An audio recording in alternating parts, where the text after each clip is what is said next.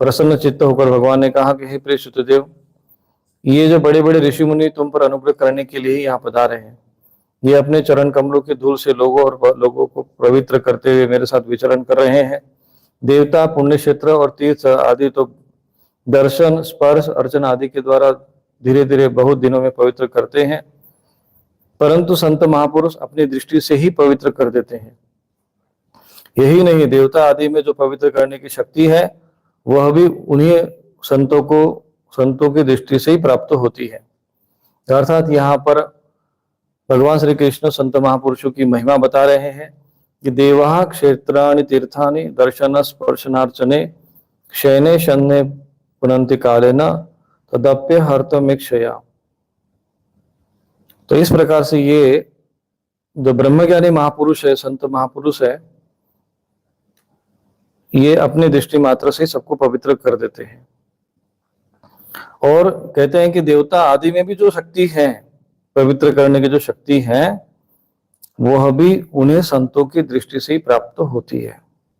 तो जैसे देव मूर्तियों में जो और तीर्थों में जो सामर्थ्य होता है, आध्यात्मिक सामर्थ्य होता है, वहां पर जो संत महापुरुष, योगी महापुरुष जो तपस्या करते, साधना करते हैं, उस साधना और तपस्या के कारण जो आध्यात्मिक वातावरण बनता है, उससे वो मूर्तियां जागृत होते हैं, तीर्थ जागृत होते हैं, पवित्र करने वाले होते हैं।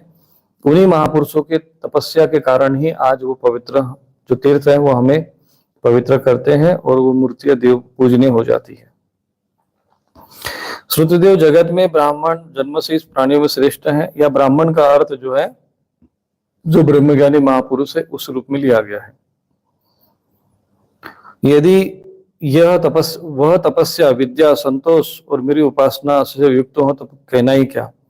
मुझे अपना यह चतुर्भुज रूप भी ब्राह्मणों की अपेक्षा अधिक प्रिय नहीं है, क्योंकि ब्राह्मण सर्वदेव वेदमय और सर्वदेवमय है।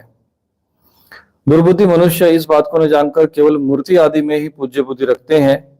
जो थोड़े से अज्ञानी होते हैं वो मूर्ति को ही, जो मूर्तियां, बाह्य मूर्तियां होती देवताओं की, उसी को ही पूज्य मानते हैं और गुणों में दोष निकाल पर मेरे स्वरूप जगत गुरु रूप में जो ये संत महापुरुष होते हैं, गुरु माम विप्रम आत्मानम, कहते हैं कि ये जो विप्र हैं, जो ज्ञानी पुरुष, ब्रह्मज्ञानी, ब्राह्मण आदि जो होते हैं, वो मेरा ही आत्मा है और उनका तिरस्कार करते हैं।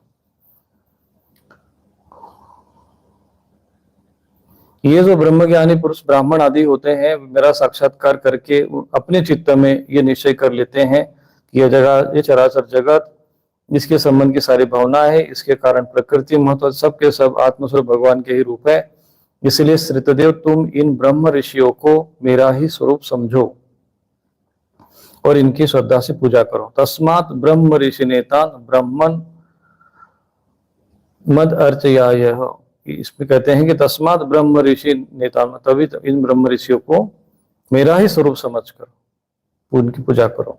यदि तुम ऐसा करोगे तब तो तुमने साक्षात अनायास ही मेरा पूजन कर लिया, नहीं तो बड़ी बड़ी बहुमूल्य सामग्रियों से भी मेरी पूजा नहीं हो सकती है। तो ये भगवान जो एक बड़ा गूढ़ रहस्य यहाँ पर श्रुतदेव को समझाते हैं। श्री सुखदेव जी कहते हैं, परीक्षित, भगवान श्री कृष्ण का यह आज्ञा प्राप्त करके श्रुतदेव ने भगवान श्री कृष्ण और उन ब्रह्मर्षियों की एकात्म भाव से आराधना की। उनकी कृपा से भगवत स्वरूप को प्राप्त हो गए। इधर राजा बहुलाश ने भी वही गति प्राप्त की। प्रिय परीक्षित, जैसे भक्त भगवान की भक्ति करते हैं, वैसे ही भगवान भी भक्तों की भक्ति करते हैं।